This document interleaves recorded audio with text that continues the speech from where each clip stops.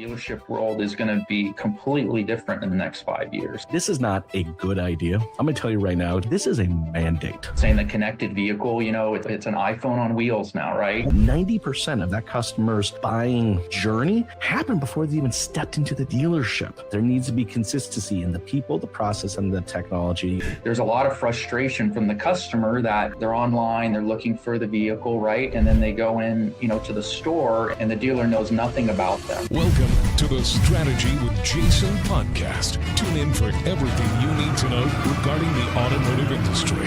Here's your host, Jason Harris. Hey, what's going on, Automotive Nation? Hey, welcome back to another episode of Strategy with Jason, where I get to talk to, well, anybody and everybody I want to talk to who are actually moving the needle in operations and helping dealers across the country generate more consistent, you heard me, consistent revenue. Guys, I got a great guest with me today. I'm actually super excited for this individual. We just been talking a little bit before I started recording, and guys, we're going to be diving into some great topics. If you haven't already guessed, you can probably tell they're from Netsol. Just because the logo in the background, right? Anyways, guys, I have the one, the only, the oh so famous. He paid me to say that. I have Adam Bruttell with me from Netsol. Adam, how you doing, man? How's it going? I'm doing very well. Great introduction, Jason. Excited about the podcast today. Yes. And I did pay you. Thank you. Hey, this is why. Hey, guys, thank you so much for taking the time to join us today. We're going to have a lot of fun. Hey, guys, I got a chance to meet Adam actually on a golf course in Florida, and we just really hit it off. I learned so much about what Netsol is doing over the past few months, and I'm just excited to really kind of share it with you all today. And I think for anybody out there watching, listening to this right now, you're look at the beginning of a new year, or you may already be in the new year right now, and there's not a better time out there than to really look into your operations, your process, your people, and your technology, and make sure that all three of these things are really in line with each other. And me and Adam are going to be jamming about exactly that today. Hey, Adam, real quick, I love kicking off these podcasts with a little origin story. Okay. Because I'm just fundamentally fascinated. I don't think anybody just wakes up one day and goes, hey, automotive, that's what I'll do. So how in the world did you get started in this crazy little world we call the automotive industry? Yeah, it is crazy, Jason. Thank you. Yeah, actually, I was on the financing side and the banking side early in my career, and kind of accidentally fell into the dealer world. I interviewed with the company Telligis, and I was going to do a co-branded card with those guys. They were a telematics leader. They were a disruptor. And they said, Adam, we love your background. We love how you build sales teams, and we would love for you to run our OEM division. And so I built a whole network and built relationships with Ford and GM and Volvo Macchino. So we were the first kind of company to do a direct connect to the onboard computer on the vehicle. And then after that, I've always also just loved cars. I've been a car enthusiast. So stayed in that world. We later sold to Verizon, and then, I got into credit and compliance and lot management, and now I'm in digital retail. So, once you're in it, it's hard to get out of it, but I love it. That's the truth. Yeah. It is. But once it's in this industry, once it's in your blood, good luck getting out of it, man. And that's pretty cool, by the way. I mean, being in kind of I would say not the connected car, the beginning part of kind of connected cars, right? And really seeing, you must be fascinated to see kind of how that side of the business has kind of grown over the years. And, it's pretty cool that was kind of your introduction into it, because, for a lot of us, we had some pretty darn high hopes. The technology is getting better. I still think there's a lot of opportunity. We still haven't kind of, I think, hit the ceiling yet on what we can do with that. But man, that would be a really cool way to kind of jump into the business. Hey, I'm curious. I got to ask, since you're a car guy, what was your first car? My first car was I think it might have been a 1985 Saab Turbo. A Saab Turbo. I would have never guessed that. It was a $3,000 car that my mom gave me. And man, I have some great stories in that car. I think on the back it said it had air conditioning, and it was a stick shift. And so anyway, went to Galveston Beach many times in that Saab Turbo, but that was my first car when I was 16. It was my $3,000 Saab. Dude, actually, I gotta admit, for car guys out there, some people might be laughing about this, but if anybody's actually ever drove that Saab, that thing could move. Like, I just don't think people realize just that was a fun car. Little funny looking, but it was a fun. It was definitely a fun car. Hey, Adam, I'm kind of curious, man. Real quick before we kind of get into it, because you've been in the industry for a while. You've seen just kind of how the industry has just kind of moved and flow and ups and downs. And I'm just curious from yourself, man, like where do you kind of see like the industry right now? I'm just generally. Yeah, I think there's a lot of conflict, right? It's, kind of what I was saying, the connected vehicle, it's an iPhone on wheels now, right? It is. And, I think there's dealer principals and GMs that are kind of embracing that, right? Technology and AI. And then there are other dealers that are having a hard time embracing that, right? And so I guess it's an exciting time right now, right? On a lot of dealers are starting to try new things. They're starting to adopt different ways of doing things. And so it's just an exciting time, to be in the industry right now. And I don't think anybody really honestly knows where it's going, right? And so, all the conferences, the Dealer Connect conversation that we were at, a lot of experts and, nobody it claims to know where it's going. So, but it's exciting. It's exciting to be in this business and consult dealers right now. And I think you're going to find that the dealership world is going to be completely different in the next 5 years. You know what? I think I love the fact he said that, by the way, because I think dealers have been hearing that for a while, but I actually do think that this is kind of at that point. Here's the thing that I find, and I'm with you, because it's an interesting time. Like, and I know, I get it. You're out there watching, listening to this right now. You're like, oh, gee, everybody always says it's an interesting time. Okay, all right. The people, the technology, and the customer don't really seem to be in sync right now. Do you know what I mean? Like, it's just kind of like everything's kind of pulling, from an operations perspective, from a customer experience, guys. That's what I'm talking about. I'm really just kind of talking about that customer experience is just what the customer is expecting, what the dealerships, people are able to produce, and what the technology. Look, I know there's some great operators out there right now because you're watching and listening to this, and you have all three of those connected. But I'll tell you right now, I just got off of a trip about 9 months where I visited over 450 dealerships, and I would love to tell you a large percent of those had those three things in line. No, right? So, but I think that's why it makes it interesting, because it is a huge opportunity for, I think, new, let's call it, leaders to come into this space. All right, and really make their mark. It's because I think everyone's trying to now juggle the customer expectation, the people in the process that they have, and trying to adopt that and wrap that into a bow of technology so that it's all humming with each other. Anyways, I digress.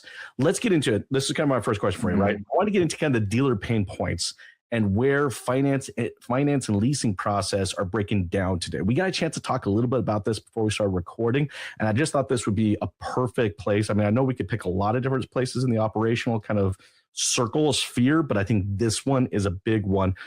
What are your kind of thoughts on what are some of those pain points and where the breakdowns are happening?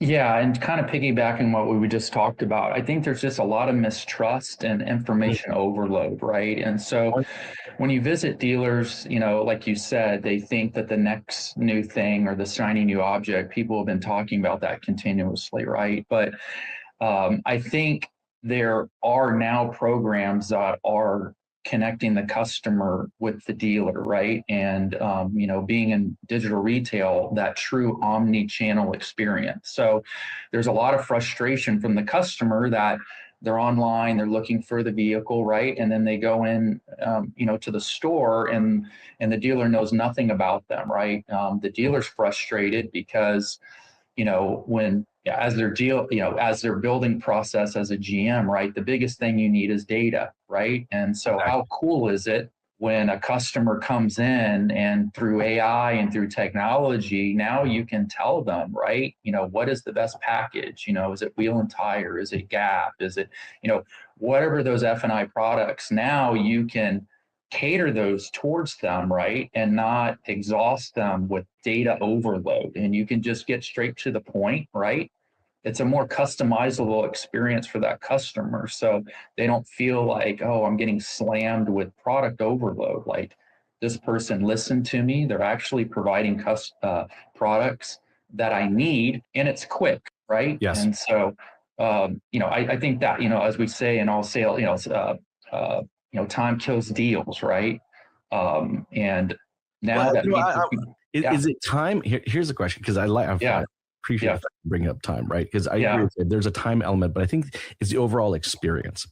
And this is where I think, which is so great about digital retailing, and specifically the tool that you guys have put together, because it allows that customer to kind of decide the pace. You know what I mean? Like, I can go a few stages in and then start having deeper conversations with people. I can go 9 stages in if I want to, and almost get to the point where I'm pretty much just picking up my keys and driving out the door, right? But I think that is the cool aspect of this is, what is the experience? Well, it's the ability for the consumer to choose the amount of time that they want to invest into this. I mean, look, hey, if a customer wants to spend 4.5 hours at a dealership, I guess I'm going to make a pot of coffee and get them a comfy chair. I don't know if everybody wants to do that, but hey, if they want to, we should have a piece of technology that allows them to do it. I want to get your thoughts on that. Yeah, I definitely agree. You want a technology, like you said, Jason. If you spend 1 minute or 4 hours on the website, you'll be able to capture that, right? And so, in particular, our product is called Active Shopper. So, you're able to see where that customer journey started and where it ended. So, how cool is it that when that customer comes in, you know exactly where they looked on your website and what products they were looking at. And so it just makes it more efficient, and it makes it a much better customer experience. Well, like I know you're saying it makes it a better experience. I'm going to tell everybody out there right now who's watching and listening, this is not a good idea. I'm going to tell you right now, just coming from me, because I get to say stuff like this. This is a mandate, right? You have to offer your customer an experience like this, right? Look, the shopping experience is one of the most important experiences for any customer out there. And guys, here's the thing. You're out there watching, listening to this right now. You're a customer. You literally have done this yourself, okay? You've gone out there and maybe it was a vacation and you were looking at a couple different hotels and you wanted to see what the nightly rates were and what the additional cost for this golf outing and that golf. And you were comparing everything side by side. Guess what you were doing? You were shopping. All right. Look, as an industry, all right, we need to acknowledge the customer's need for a solid shopping experience. I know a lot of you are so focused on the in-dealer, and it's good. I'm so glad you have that in-dealership. No, there's a reason why you have a $10-20 million building, right? You're getting the in-dealership, but a customer needs to spend time shopping. You guys don't have to understand that 90% of that customer's buying journey happened before they even stepped into the dealership, right? So I think, kind of finishing off dealer pain points and where things are breaking down right now, as an industry, we need to be providing a better shopping experience. Adam, love to get your quick thoughts before I jump onto our next topic. Yeah. I would say too, though, I was just visiting a dealer here in Fort Worth, Texas, and they're going through a 2 or 3 year construction process, and a high-end, high-line dealer, right? And so another thing that's good is like a co-browsing feature, right? So your dealership is going through construction.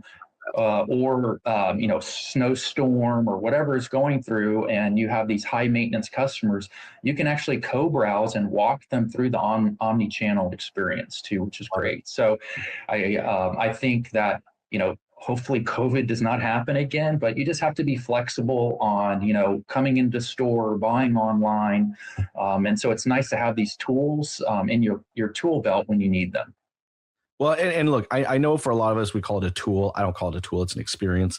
It is an experience that I think every dealership out there definitely has to have. And guys, again, I will stress this again, and we're going to get into this. I do want to ask you a little bit. That was a great example of a good high performing dealer. And I love, because man, you're out there, you're talking to a lot of dealerships, you're working with a fair amount of groups. I would love to kind of get some ideas from you real quick on just kind of like best practices that you've seen. Because here's one thing, and you mentioned COVID, which is good, because prior to COVID, all right, there were in dealership customers, and then there were digital customers. Right. And some dealerships went so far to look at these two groups of individuals separately that they actually would make different departments. You'd have an internet department and then an in-dealership sales department. And it's like, come on, guys. Guess what? They're still humans. They're just another set of people. All right. In fact, they spend more time on your digital dealership than they do your physical. Anyways, I digress. I'm going to I knew I was going to do this. I knew I was going to do this. Let's get back to Adam. You're out there a lot on the road. What are some of the best practices that you've seen on some higher performing groups or dealerships? Yeah, I think the ones, that are high performing are the ones that embrace technology. Yes. And just don't look at, the one thing fits all approach or one thing in the box, right?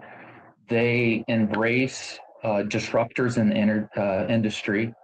They find that fascinating. They want to go with the new disruptor, right?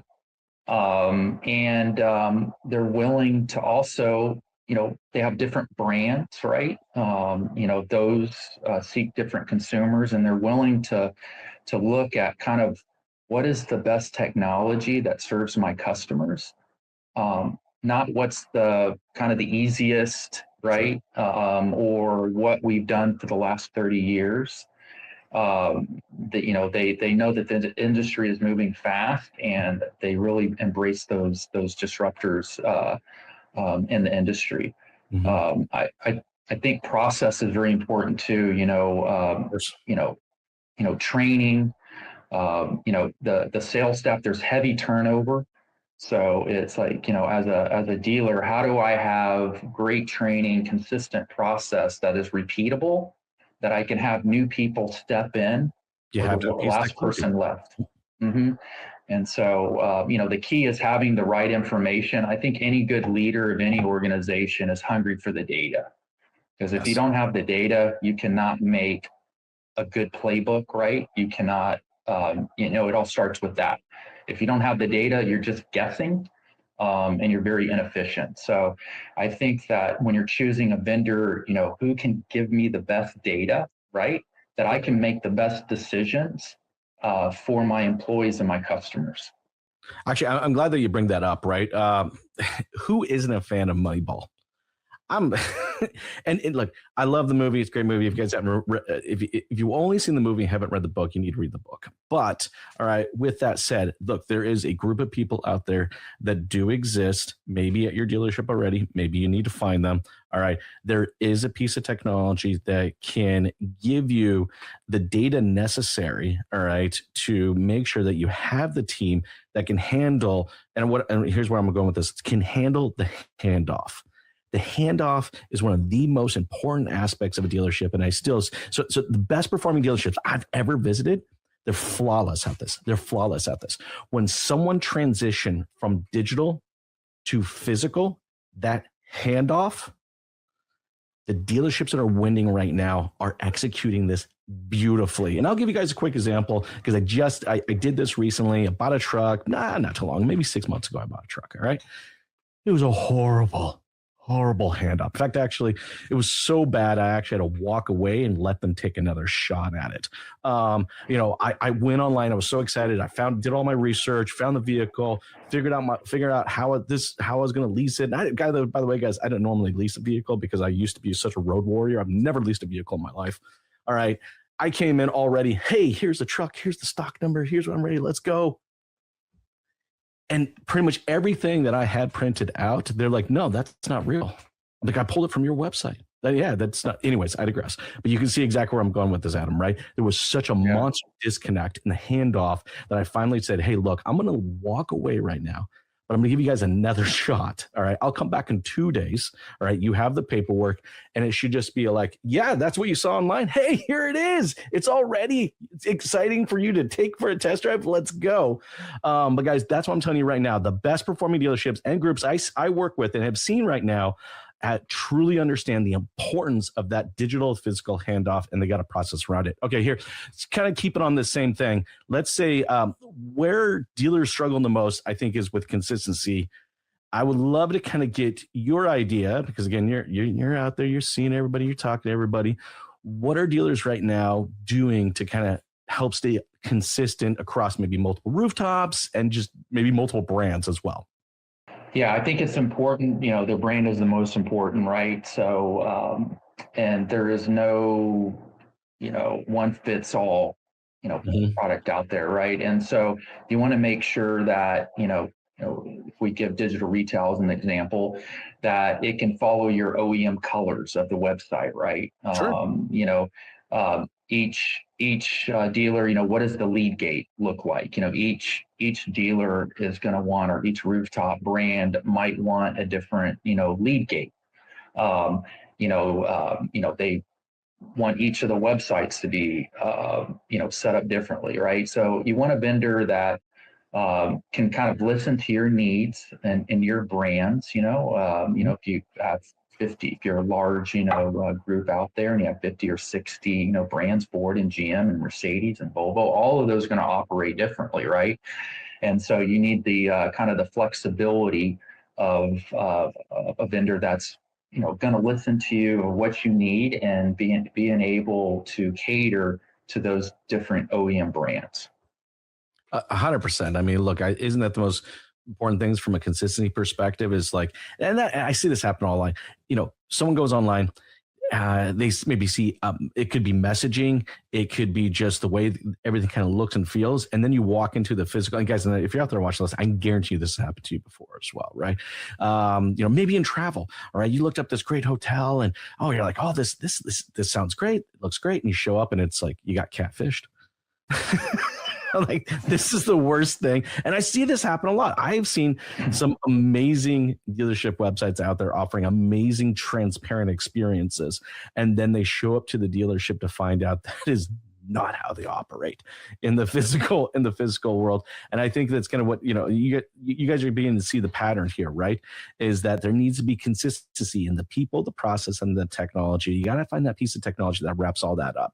This is a perfect segue, kind of my next question for you, because how technology should support a dealer's like playbook or process rather than replace it. I have run into this conversation multiple times being on the road. I'm sure you have as well. Kind of what are your thoughts on should technology be supporting? Should it be replacing? How do you feel about it? I think that's a great question, Jason. There's a lot of debate out there, right? And so I think I seem to lean towards it supporting, right? This is an in-person, that's why I'm at dealers all the time, right? And that's why I love being around them, right? It is a relationship business, right? And customers is a relationship business. So you need the people, right? But you just need to be armed with the data, right? So, the training and with your people, you want to make sure that they have the right information, right? So instead of replacing them, I think your people are just going to be better with technology, right? And so now, instead of going back and forth between the tower and financing and running in circles and having the customer sit there, right? Now you're having meaningful conversations about the vehicle and the financing. And yes. And so that's where I see technology helping, recording the phone calls at the dealership, listening to the way that your sales staff and your customer service and your BDC can do even better. And there's millions of those examples, but I think it's, I had a leader that, early in my career that said, everybody wants to do good, right? We want, less tellers and more showers. So your sales staff, they want to do a great job. They just want to know how to do better. And now we have technology that can feed them that information to be really good at their job. And who wants to suck? Everybody wants to do great, right? And technology is going to help you and your sales staff just, be amazing. So I think, it's exciting. We need to embrace it. You and your employees don't need to think that it's replacing anyone. It's going to make everybody better at their jobs, and ultimately that means selling more vehicles. Well, I love the fact that you brought up kind of keeping everyone informed, right? Because you want to talk about just really just putting a damper on what should be a great experience is customer knowing more about something than you do. Right. That's just, I'm always blown. It always got me a little upset. Right. I always hate when someone said, oh, the customer knows more about the car than I do. I'm like, that's not acceptable. Like, that shouldn't be the way. Like, the customer shouldn't know more about the programs or the incentives or the lease rates or finance options than you. All right. The automotive professional, all right, should know out there. And that's why a great piece of technology like this keeps everyone kind of on board. To your point, right? It helps, I think kind of levels everyone up. This is where I see it. Is it kind of levels everybody up, right? There's no excuse not to know what the programs are. And if someone asks a question, being able to answer it right there on the spot, I think just levels everybody up. And I know that, high performers are seeing tremendous value in this because there's a speed element to it, right? They can get the information they need faster. How do you see, and I'm just kind of curious, how do you see this support, I guess, the higher performers, but how do you also see this elevating kind of, let's call them maybe my C players? Yeah, definitely. I think your high performers are always going to seek that information out, right? But now, with AI and technology, the people, your C players that you need to make B players, right? You can feed them that information to kind of have that A player mentality, right? And so, GMs and GSMs are always battling, with training and time, because sales is the most important thing, right? And so to be able to give your sales staff information quickly, and I think it's very important too to have companies that you partner with at the store training, hand in hand, with them, so the combination of being in person training, also with the ability with better technology just frees your time up and makes your people, much smarter and give them the information to make right decisions. Well, I'm glad you brought that up because I actually, I didn't have that on my list, but I actually think we should talk a bit about that because I think too often, you see a piece of technology and hey, for a lot of you out there watching and listening right now, you guys might be going to NADA or you maybe just attended NADA and you may have saw some amazing pieces of technologies out there, but too often I'm hearing just kind of this like, here's a piece of technology, it's going to fix everything, the easy button, bink, here you go, Mr. Fix It. But Adam, you're right. I mean, I admire your guys' approach, not only to the technology, but to you guys understand that it's a people game first. The technology should only be supporting those people. Can we talk a little bit about kind of the training aspect that you guys bring? Because I know a lot of other technology companies out there don't do this, and I think it's cool that you guys do. Yeah, definitely. We'll attend a lot of the Monday sales training when you're bringing in your sales staff and of course your marketing team. So during those meetings, we'll walk everybody through. We're obviously there, multiple days because people get pulled out of meetings for, sales or other priorities. And so, usually we're there 2 or 3 days sitting, with your sales and marketing team going through our product, right? And training everybody how to best utilize digital retail at their dealership.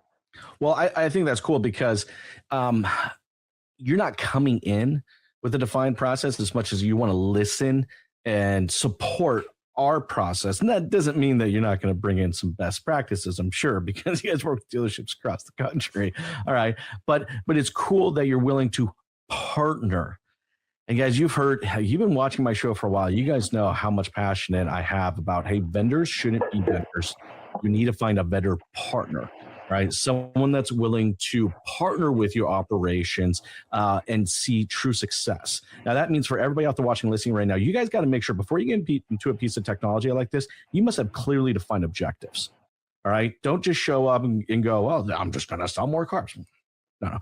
Clearly define objectives, then work backwards, right, to the technology, the process, and then the people that are ultimately going to support what your objectives are going to be in this new year. Anything you'd add to that real quick, Adam? Just curious. No, I agree with that. Earlier, I talked about just kind of how we have a very customizable experience, and we treat every brand and every dealership different, right? And so it's not a one fits all type of product, right? And so I'm glad that you hit on that, Jason. So it is listening. It's, what does that particular dealer need? What does that dealer brand need? And then us customizing that omni-channel experience to make sure it's the best for the customer and it's the best for the dealer.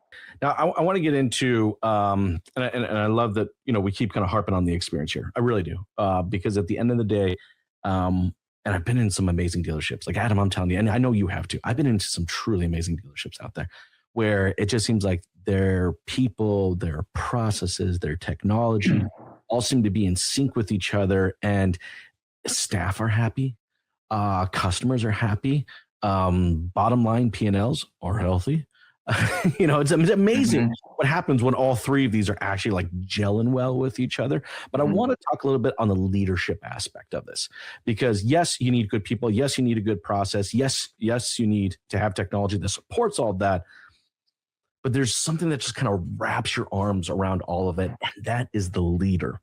And I'm gonna tell you, there's some great leaders out there right now, because they're watching. Right. And then there's some ones that really need to take a look in the mirror real quick. But I do want to get into what dealer leaders should be focused on, right, to kind of prepare themselves for kind of this next phase of automotive finance, because, man, we're going to get into a very, very interesting time. Actually, let's do that. Let's talk about what you think it is, and then let's talk about what leaders need to do to prepare that real quick. So let's talk some real talk about what's going on kind of in the financing world. I'd love to get your thoughts. Yeah. I think what's cool about Netsol, we really, our DNA, and we cut our teeth on captive financing, right? And so that's a real key, when you're with the digital retail experience, is the financing side, right? And so you want to make sure that, what the customer enters on the website matches the experience of what is done when the deal is desk and it's ultimately sent to the lender. So that's kind of where our DNA is, and that experience is real important. I think, which is scary right now, right? The average vehicle is 50,000, the average used vehicle is 26,000. Yeah. We're just coming out of COVID. A lot of people are upside down. They're rolling in what they lost on the vehicle into their next vehicle. Payments are over $1,000, right? And so that's already a touchy subject right now. So you need to make sure that you have all the correct financing information, that you have all of the correct information from the customer to make that as painless as possible. Well, and that's what I'm saying for all the leaders out there watching and listening, right? Because I think this is your responsibility. All right. It's one thing, like I said, to get the people, get the process, get the technology, but the leader needs to kind of have their thumb on the pulse of the customer and understand that there's going to be some tough conversations coming up. All right. People are coming in with vehicles with significantly negative equity. All right. If they bought a vehicle in the last few years, they bought it at incredibly top prices, if not in some cases, plus. And there's going to be some tack and definite leadership required to be able to navigate these conversations. And that's why you need a piece of technology like this, because that part just needs to be a checklist. You just got to be able to have you want a linear flow. All right. You cannot afford to have these ups and downs like we typically do in a dealership. You guys understand what I'm saying by that, right? You're like, okay, you come off the test drive, everything's great and high, then boom, let's go into a 4-score. Please, for the love of God, don't do that. Then we go real, okay, we finally agreed. Then we're gonna take you to the F&I box. And it's just this up and down. Piece of technology makes this linear, but the leadership aspect of this is you got to prepare your team. And I loved, Adam, you've seen some great leaders out there, I'm sure of it, right? What are some great leaders doing right now to just really prep their team for what's coming in this new year? Yeah, I think, a lot of the brands are kind of struggling on the front end piece, right? The front end gross. I find a lot of dealers are taking a loss on the front end, right? And they're okay with that, in many instances, just because they're getting great information and they have a strong F&I product or they have a strong F&I department. And so I think that's kind of where it's going is we're losing 1,200 on the front, but we're making 35, 100 on the back. Also service is really huge right now, right? Having a strong service department gets you through these ups and downs. In any business, you want to have that repeatable, scalable success, right? And so strong leaders are looking at how can we have that sustainable, scalable success and not have those ups and downs, right? And I think, having a technology that has really good benchmarking and reporting that you can see, when I get these leads, what's my front end gross off the lead? What's my back end? What salespeople are working those leads effectively? My F&I managers, what, are they upselling 3 or 4 products per vehicle? And so you need that data to make educated, else you're accidentally succeeding, right? You might have some good months, you might have some bad months, but you don't know why. You're just pushing your people to meet those numbers, but you need the data to what we talked about earlier. How are you going to turn those C players into A players without knowing the data? And so I think one of the things that we do good and other companies do good is just giving that information that you can see. And what I admire about you guys is, like you said, you cut your teeth in finance. So which is kind of cool, because I think a lot of other companies in your space can't say. You guys, you cut your teeth at kind of the end of that experience, right? The next one obviously would be the handoff to the service department, right? But you guys understand all of the stuff that has to happen, all right? Online, through the shopping, into the dealership, decision and negotiating, and to ultimately get to this very important element of then finally getting that over to a bank. But not only did you guys just help provide the technology to do that, but you're also collecting all the analytics and stats off of those every single stages and giving dealerships, I think, the necessary insights to be able to effectively adjust their operations from both a people and a process aspect to just do better. So guys, look, I know we're getting towards the tail end of our time. You all know, guys, I only bring on people here that I know will partner with your business. All right, that I'm confident that will add significant value to your operations. So you guys, if you guys don't have a solution like this, you absolutely need to check it out. And if you're watching this before NADA, all right, you can come check out the booth. All right, it's 7213 in the North Hall. So 7213 North Hall. Okay, got to come check out the booth. If this is after NADA and you guys are watching this, you just go to the website. You guys know what it is. But hey, real quick, Adam, before I let you go, for everybody out there watching and listening who would maybe love to kind of continue, because I don't think we covered everything here, right? It's a good conversation, but we got a lot to still talk about, who would like to continue parts of this conversation. Adam, what's the best way to connect with you so they can do that? Yeah, thanks, Jason. Yeah, I cannot wait till NADA. It's only a month away. It's going to come here quick. So you can, please send me an email at adam.bruttell@netsoltech.com. If you're able to free book a meeting. We'll give you $100. You can go and double that on the blackjack table or whatever you want to do. But we'd love to see you. We'd love to, kind of show you, how we are a disruptor in the industry. I know you guys have been hearing the same thing for the last 15 years.